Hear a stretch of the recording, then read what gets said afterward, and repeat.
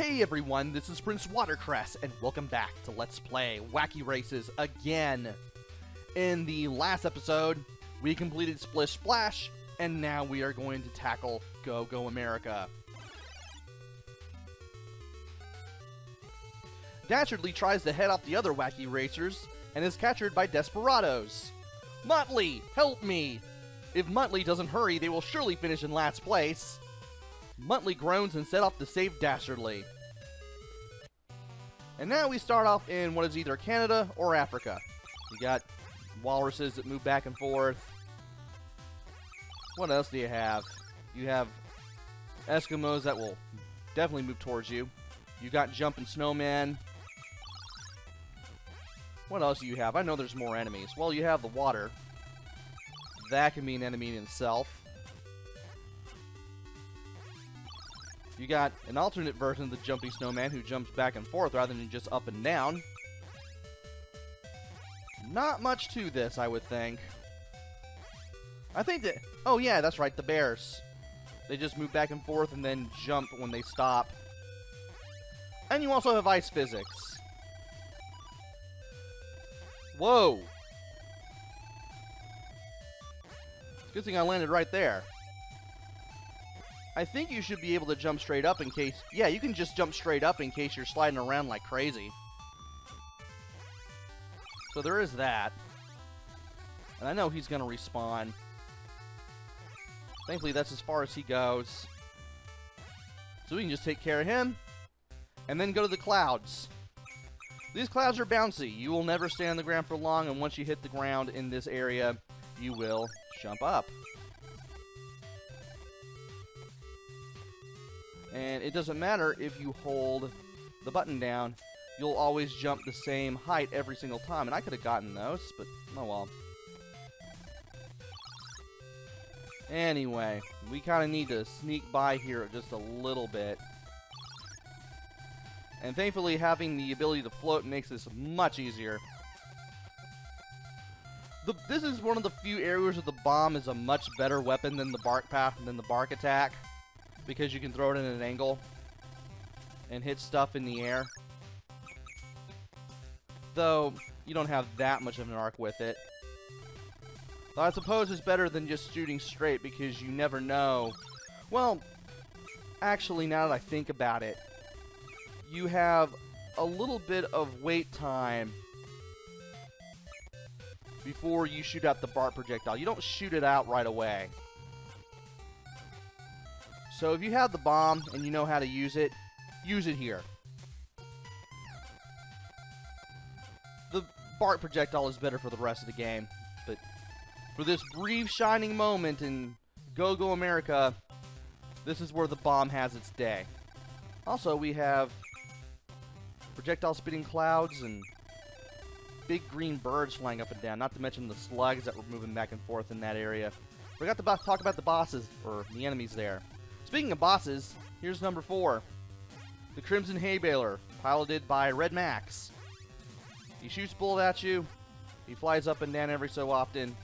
He moves back and forth every so often.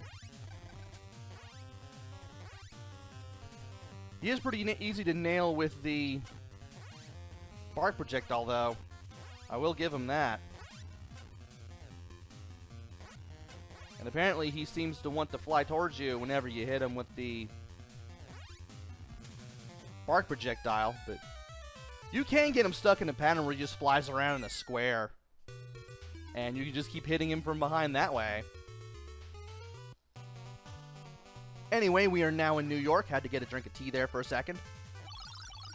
And here, we got plants that jump up straight up when you do, and leap back and forth whenever you attack. You also have robot Muttleys, and you have big pink pigs that will just move towards you rather aggressive looking like. I do like this. It looks like you're in upstate New York or New Jersey or something. You're not in like the big city or anything. You're just going through an American suburb where every house looks the same. And you can jump on the lampposts, you can move on the roofs. Of course, I've never really seen a proper middle-class American suburb with pits in it, though. Anyway. I do want to get... That's how I get up there. I want to get up a lamppost and then get all these gems. That's right. And now we are in the city. The pink kittens move much like the knights from the very beginning of the game back in A1. They move whenever you're pretty much on their level. And as a result, they can be a pain in the butt to deal with. As much of a pain in the butt as the plants here in C2. At least I have the enemy patterns down quite a bit. And while you don't need the glide to make these jumps, it does make them a little easier. Let's see here. There we go. About to say, can I nail that from here? Shouldn't be too long now. And the cat's just going to go to sleep right there, so I can just hit him with basically full impunity. And I might as well go ahead and get the 1-up, because why not? Let's go ahead and take the Hydro from here. And if you keep gliding, the plant keeps jumping. Anyway, here's number 7, the Bulletproof Bomb, which is held by the Anthill Mob. It's always center, left, right, left, and it keeps repeating for the entire first phase. And they always stop to throw a ball at you. That is it for the first phase. After the second phase, they will go up like this. And then they drop down in the center and throw a ball at you. After they do this twice, they kind of go back and forth a little bit. And then they'll do their go to the center, drop down, and shoot a ball at you again thing. Very easy to beat the Anthill Mob without getting hit with the bark projectile. But anyway, it's now time to go to Mexico for C3. And we got guys with guns wearing ponchos. I don't know why, we just do. We have raccoons. They jump around much like the Muttley robots from the last area.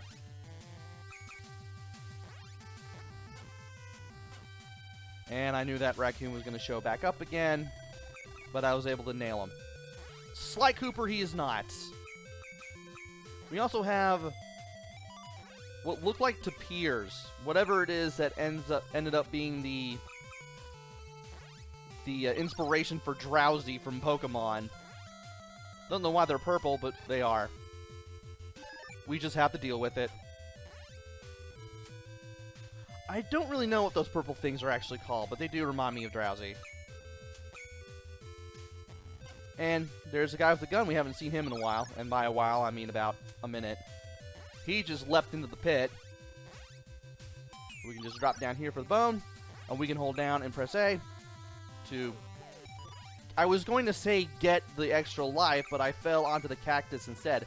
Don't jump on the cacti. You will get hurt. And I wanted to get those, but I wanted to take out the raccoon. Oh well, now I can. And now we're inside of a cave in Mexico.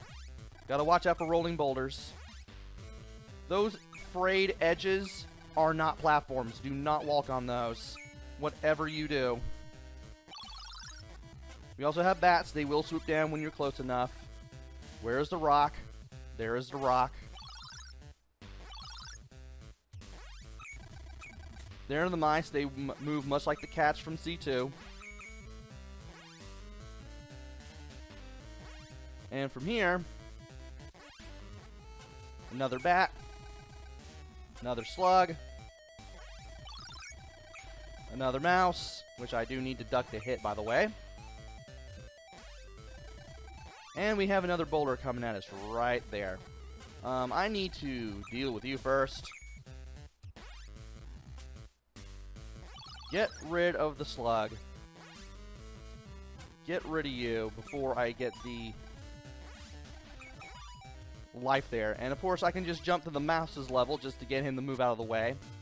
And now it is time for the Arkansas Chugabub, number 8. Commanded by Luke and Blubber Bear, or commandeered, rather, by Luke and Blubber Bear. They just kind of move back and forth like this. They jump on the platform above at the sides. And for the second phase, they're going to jump off the platform to the center and then throw a ball at your current location. If you can time your shots right, you can hit them twice every attack cycle. Just like that. And now it's time for C4, the last stage in the game. Need to get another drink of tea here.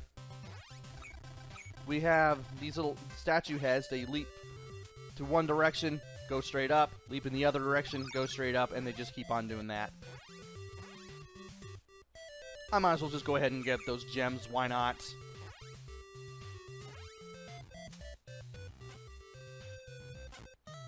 And from here, I'm just going to go in this direction. I don't need to grab everything. I'm not going to grab what's under there at great risk to myself. I mean, I'll grab it if I know that I can get it. And we also need to watch out for those purple eagles, because those things will hurt us. Those things will come out of nowhere. And of course, these things. These little bear traps that are moving back and forth. You can't destroy them. All you can do is avoid. Need to get rid of you. Okay. Wait for the rock to hit the block there, and follow. Don't need to fight that enemy again. And from here, let's do this. There's one rock. There's another one. And from here, we can just go ahead and get some more gems here. There is another moving bear trap. Can't believe I've avoided that bird. And from here, let's go ahead and grab the gems before we hit the sign.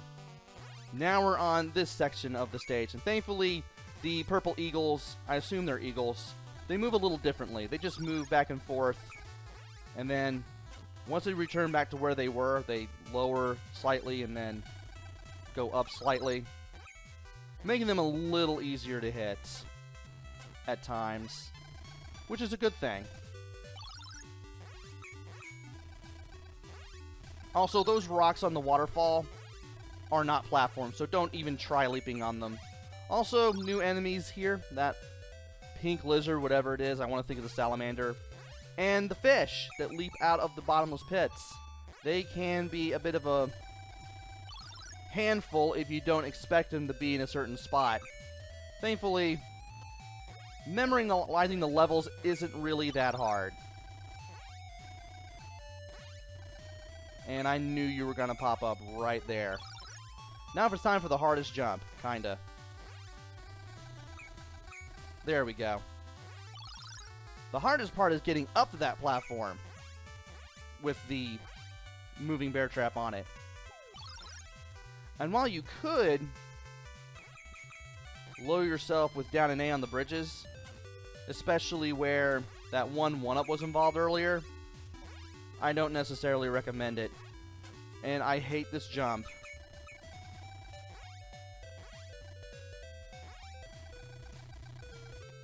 But I can make it this way. Of course, this leaves me without any health for number 1, the Bouldermobile, the Gravel Brothers, Rock and Slag. He likes to move back and forth on the left side of the screen, throw balls at you before going back, and then he'll leap from one side of the screen to the other. I've already taken 2 hits. You need to be careful, especially because the projectiles love to move in a sine wave pattern, much like the Castlevania Medusas. And then after the jumping, they move slowly to the center and throw a ball at you, then return to the right. And I made those guys look dead easy. They're probably the hardest boss in the game. Now what? You got caught too? strats and double drats! Thanks to you, we came in last place again! And I have no idea why Metley is saying hey, hey, hey, because he's not Fat Albert. You're not Fat Albert. Stop that dumbfounded laughing. And that's it. Once you complete Worlds A, B, and C, you just get the credits. There's no ultimate boss or anything. There's no one last stage like in Rockin' Cats. That's it. You get this. And there goes another successful playthrough of Wacky Races. So how did this stack up? Well, it's still the same fun game I remember. It was a little interesting to play it again the second time around. Nice to see that I still got it. Graphics are pretty good for the era, for 1992 standards. They're alright, they're serviceable. You can tell what stuff is. I love how Atlas got creative with the enemies. Sound and music, alright too. I do like the fact that the Japanese dub's intro music is in the title screen as well as the credits. Play control I didn't have much of a problem with. I didn't really have any delay in the controls or anything. I didn't really have any problem with it. I was able to do what I needed to do. And once you play this game, there's not really much of a reason to play it again unless you're on like some sort of NES marathon. And the game ends with Dick Dastardly running into a light pole and Muttley laughing endlessly.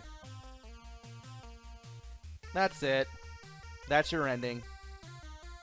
So, once again, I will say that this game is worth getting if you can find it somehow. Definitely worth giving a shot, this one is. And that is it for Let's Play Wacky Races again. Hopefully I'll be back with another game. Maybe it'll be good, maybe it'll be bad, maybe it'll be somewhere in between, who knows. Until then, this is PrinceWatercress. Take care, stay safe, thanks for watching, and see you guys later!